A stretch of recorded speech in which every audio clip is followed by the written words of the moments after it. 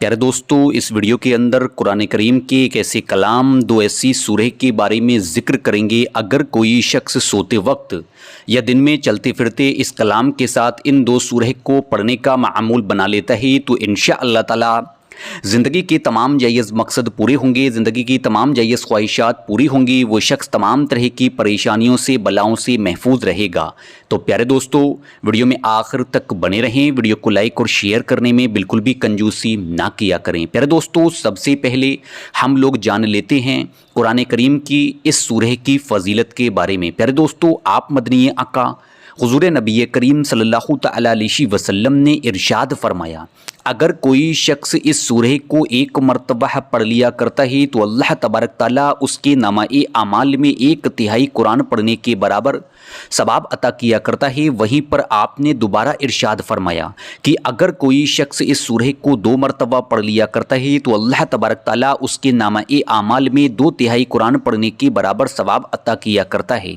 वहीं पर आपने दोबारा इरशाद फरमाया कि अगर कोई शख्स 3 मरतबा इस सूरह को पढ़ लिया करता है तो अल्लाह तबारक ताला उसके नामा-ए आमाल में पूरा कुरान पढ़ने के बराबर सवाब अता किया करता है। सुबहान अल्लाह।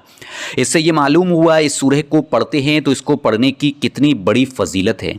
प्यारे दोस्तों, अगर आप लोग दुनिया जहान की परेशानियों से महफूज रहना चाहते हो, आप लोग चाहते हो कि आप लोगों के रिस्क में बरकत हो, कारोबार में बरकत हो, अल्लाह तबारक ताला आप लोगों को ऐसी जगह से इतना रिस्क, इतनी मालो दौलत अता करे जो आपने कभी सोचा ना हो। क्या आप लोग जादू टोना, नजरबद, हसद की वजह से परेशान हो, उससे निजात चाहते हो? दुश्मन पीछे लगे हुए हैं, दुश्मनी से निजात चाहते हो? शादी में रुकावटें पेश आ रही हैं, शादी की रुकावटें दूर करके पसंद की शादी करना चाहते हो? या आप लोगों का कोई अरसे से काम रुका हुआ है, कारोबार रुका हुआ है, उसको चलाना चाहते हो या ज़िंदगी में कुछ नया काम शुरू करना चाहते हो? इसके साथ साथ प्यारे दोस्तों, आप लोग अक्सर अपने दिल में ये ख्वाहिश, ये तमन्ना रखते हो कि आप लोगों के ज़िंदगी के तमाम जायज़ मकसद पूरे हों, अल्लाह तबारक ताला से जो मांगे हासिल हो।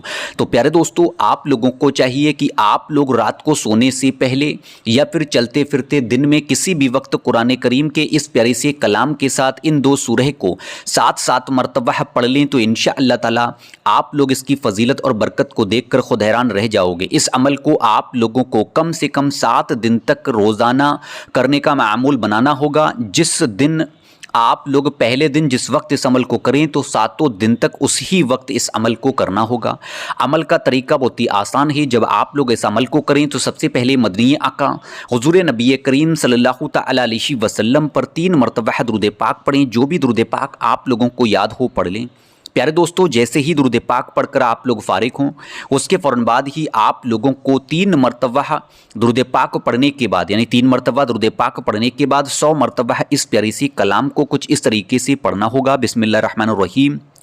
हस्बुनल्लाहु व निअमल वकील, हस्बुनल्लाहु व निअमल वकील, हस्बुनल्लाहु व निअमल वकील, हस्बुनल्लाहु व निअमल वकील। 3 मरतबा दुरूद पाक, 100 मरतबा इस प्यारे से कलाम को पढ़ना है। उसके बाद 107 मरतबा सूरह इखलास को पढ़ना है। बिस्मिल्लाहिर्रहमानिर्रहीम। कुल हुवल्लाहु अहद, अल्लाहु समद, लम यलिद वलम युलद वलम यकुल लहू कुफुवन अहद। 7 मरतबा सूरह कौसर को पढ़ना है। बिस्मिल्लाहिर्रहमानिर्रहीम। इन्ना आतैना कल कौसर फसल्लि लिरब्बिका वनहर इन्ना शानिअका हुवल अबतर। यानी 3 मरतबा शुरू में दुरूद पाक, 100 मरतबा हस्बुनल्लाहु व निअमल वकील, 7 मरतबा सूरह इखलास यानी कुल हुवल्लाहु अहद, 7 मरतबा सूरह कौसर यानी इन्ना आतैना कल कौसर।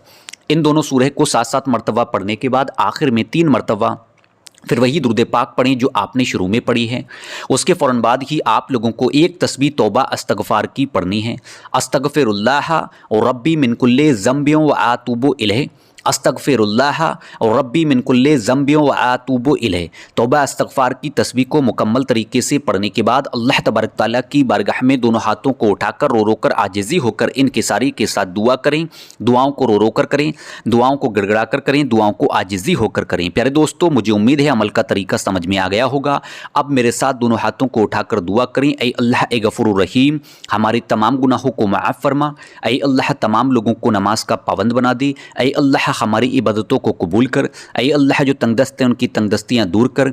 ऐ अल्लाह जो बेऔलाद हैं उनको नेक और सालेह औलाद अता कर। ऐ अल्लाह आखिरत में अपना दीदार नसीब कर। ऐ अल्लाह मरते वक्त कलीमा नसीब कर।